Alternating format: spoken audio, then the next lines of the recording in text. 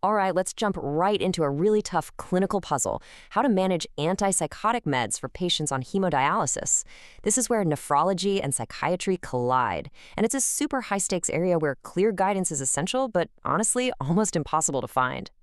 So, this is the big question, right? How do you keep a patient safe and make sure their meds are working when their entire body chemistry is swinging back and forth multiple times a week?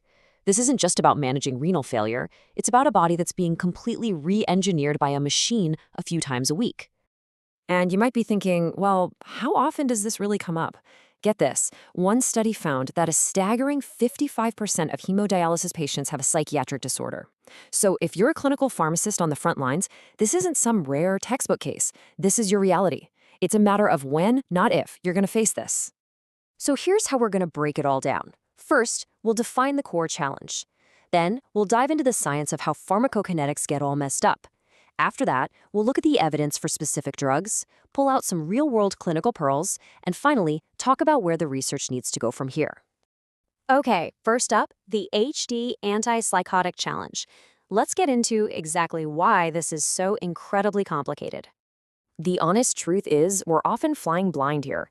There's hardly any literature, the drugs do weird, unpredictable things, and as for clear guidelines, forget about it. They just don't exist. You're basically left with your knowledge of first principles and pharmacokinetics, how the body processes a drug. Because hemodialysis doesn't just tap the system, it throws a giant wrench right into the works.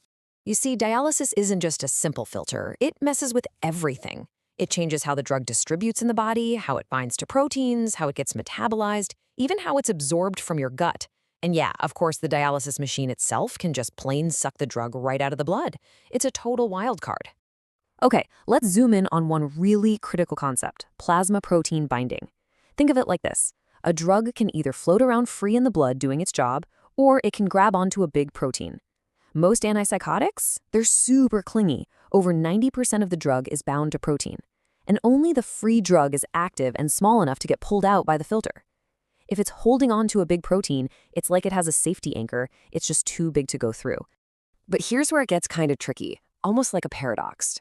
Patients with kidney disease often have low protein levels to begin with, which means more free, active drug is floating around, increasing the risk for toxicity. Then you start dialysis. The machine pulls off a ton of water, and all of a sudden, the proteins that are left get super concentrated.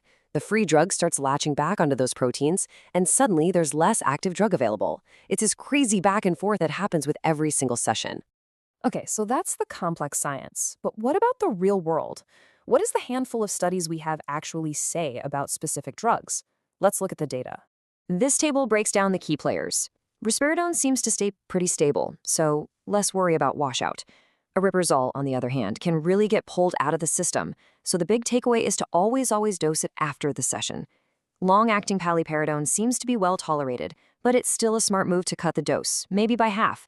And ziprasidone, being over 99% protein bound, isn't going anywhere during dialysis, but you still need to be cautious and probably lower the dose before they even start. And this all leads to a really big decision. Do you go with an oral pill or a long-acting injectable? With pills, you get flexibility, which is nice, but you're dealing with unpredictable absorption and the risk of the drug getting washed out. LAIs, though, give you these beautiful, steady drug levels, no major peaks and valleys. That's a huge plus in this unstable environment. The only catch is you need to plan that transition weeks ahead of time. All right, let's shift gears and get super practical. This is the so what section. We're going to boil all this science down into some solid, actionable tips for your practice. Clinical pearl number 1. Timing is absolutely everything. We already know aripiprazole needs to be given after dialysis. No brainer. But check this out. One study actually had good results giving oral risperidone 2 hours before a session. The big lesson here? Your dosing schedule can't be an afterthought. It has to be built intentionally around that patient's specific dialysis schedule. Okay, pearl number 2. Consider the enzyme. This is a great little clinical nugget. Evidence suggests that one specific metabolic enzyme, CYP3A4, stays pretty stable and isn't really affected by dialysis, while others can be all over the place. So we can be strategic.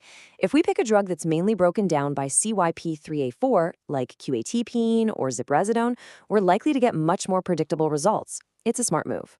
And pearl number 3 circles back to something we've already mentioned, because it's that important. LAIs can be a total game changer for stability. You get to sidestep all the drama of oral dosing, the crazy peaks and valleys, the absorption problems.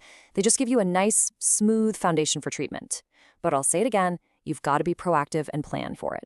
And, of course, the golden rule that underlies all of this, the one we all know, start low and go slow. I mean, it's always true, but in this population, it's gospel. With a system this fragile and unpredictable, slow, careful titration, and just watching the patient like a hawk, it's absolutely non-negotiable. So let's tie this all together in a simple step-by-step strategy. 1, know your patient. Get a solid baseline. 2, choose your drug wisely. Look for high protein binding and that stable CYP3A4 pathway. 3, think ahead.